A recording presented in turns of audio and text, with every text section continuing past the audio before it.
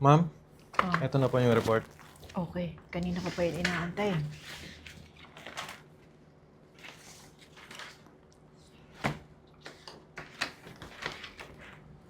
Ano to?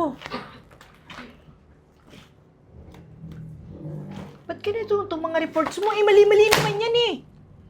Pero ma'am, base po sa lahat ng sinabi niyo sa akin at based on my research, eto na po yung output. Kakailanganin ko tumamayang 3 o'clock, ha? Paano mo magagawa ng paraan yan? Mali-mali yung ginagawa mong yan. Eh, yan ang ipipresent ko mamaya. Ma'am, baka naman pwede na to kasi pinaghirapan ko din naman yan.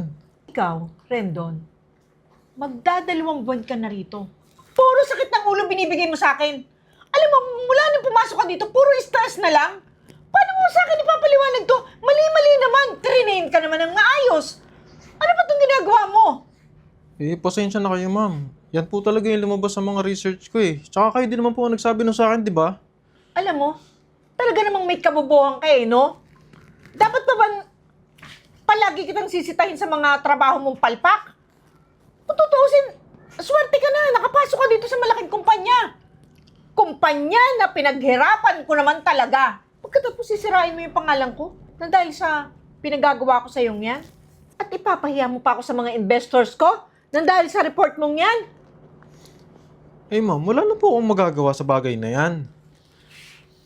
Kung hindi niyo po ito magagamit, eh mas mabuti po siguro na...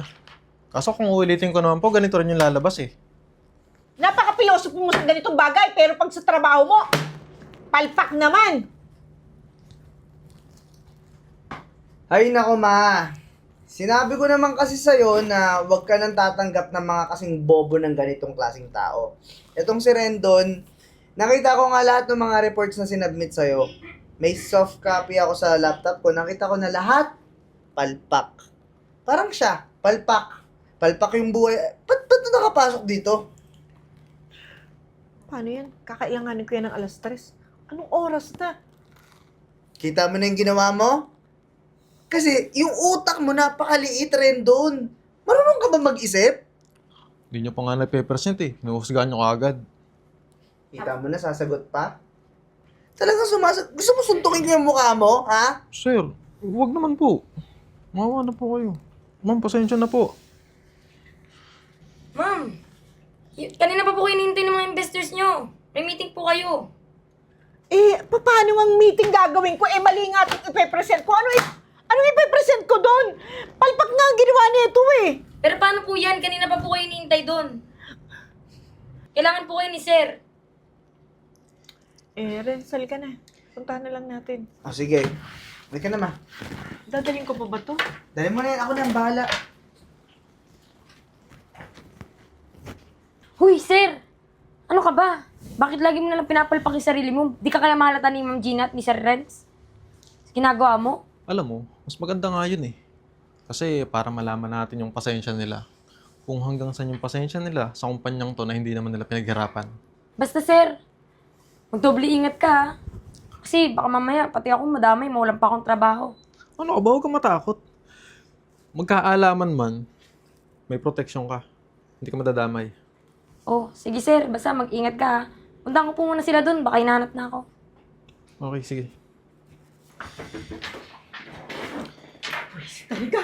Twisted! Nakakainis talaga! Sinasabi ko na nga ba eh. Palpak talaga eh. Eh, hayaan mo na. Sabi ko naman kasi sa'yo, parang, alam mo, napapansin ko na sinasabotahe ka talaga nung Rendon na yan eh. Twisted talaga. Pera na naging bato pa. Eh, anong gagawin natin ngayon yan? Hindi ko alam. Paano mapabalik yung mga investor na yun? Ako, nagka-problema patuloy tayo. Eh, alam mo, dapat gawin dyan sa Rendon na yan. Dapat dyan tanggalin mo na eh. Twisted talaga! Dapat nga siguro tanggalin na natin yan. Ma'am! Renz! Tama po ba yung narinig ko? Tatanggalin niyo po ako? Tama nga! Ma'am, huwag po. Kasi di ba magaling po ako? Magaling! Saan parte ka magaling? Alam mo, niloloko na talaga tayo ng taong to eh. Alam mo ikaw, Rendon, ano ba talagang plano mo, ha? Kasi napapansin ko parang sinasabotahe mo na yung kumpanya eh. Napakawalang hiya mo! Nang dahil sa report na ibinigay mo sa akin, ano nangyari sa mga investor? Nag-back out lahat! Pinahiya mo ako! Alam mo, ma'am, okay lang naman yun, di ba? Yung mawalan kayo ng investors. Mawala ng investor? Rendon, matino ka ba? Tsaka, ma'am, kasi ang pagkakaalam ko, tong company na to, yung mo naman to pinaghirapan. Hoy! Di ko gusto yung tapas ng dila mo. Anong di pinaghirapan? Halos dugot pawis ni mama para lang gumanda yung takbo ng kumpanya na to. At saka, sino ka para magsalita ng ganyan, ha? Sandali lang. Kasi ang pagkakaalam ko, dalawa kayong may-ari nito. Kaya lang, yung isa, parang sinulot mo yata yung kumpanya. At nung nagpaubaya siya, hindi mo na siya binigyan ng shares. Kaya, ayun, sa'yo na lang to napunta. Saan mo nakukuha yung mga salitang yan? Baka gusto mong idemanda kita? Oo nga. Alam mo, pwede ka talaga mademanda sa mga binibintang mo na wala kang ebidensya, ha? Paano pala kung ako yung pinakamabigat na ebidensya? Kasi sinabi sa akin nung dati mong kapartner ang lahat ng nalalaman ko. At hindi yung chismis, ha? Baliw ka na ba, Rendon? Nababaliw ka na ba? Paano ikaw yung mabigat na ebidensya pinagsasasabi mo? Renz, lalong sumasakit ang ulo ko sa taong yan. Dahil ako po ang anak ng kapartner nyo. Ako si Rendon Reyes. Ma,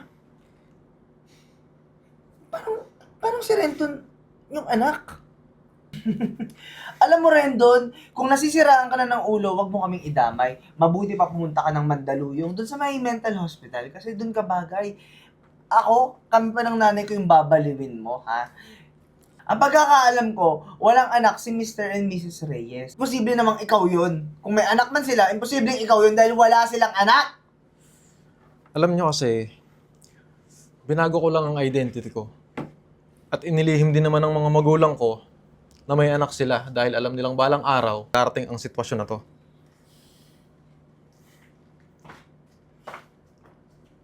Hello, Mrs. Gina, Mr. Renz.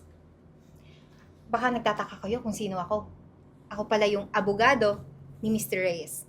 At nandito ako ngayon para ipaalam sa inyo na dahil sa ginawa nyo, ay makakasuhan kayo. Ha? Bakit naman? Anong kaso?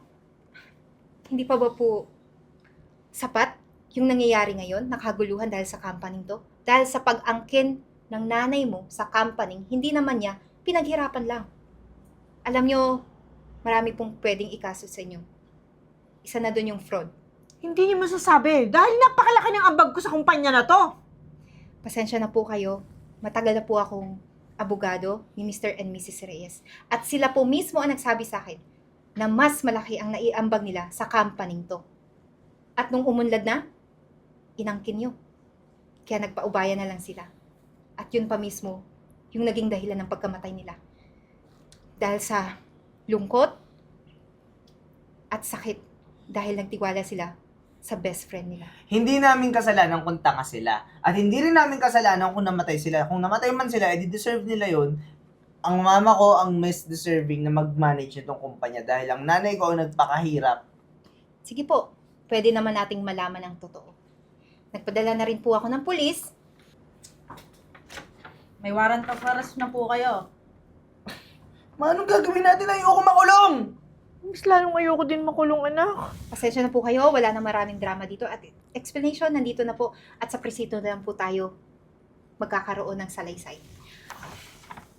Tara na po, doon na po kayo sa presinto magpaliwanag.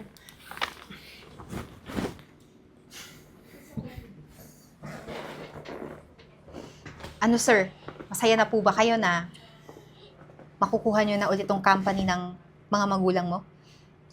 Oo naman. Kahit papano, natupad ko yung pangarap nila. O sige po sir, siguro naman magiging busy ka na dito sa company mo. Pupunta na ako sa presinto para asikasuhin yung magiging kaso ng mag-inang yun. Maraming salamat sa tulong mo, ha. Walang anuman po. Ma'am, asan po si Ma'am Gina? Bakit po kayong nandyan? Meron naman pong bagong investor na naghanap sa kanya.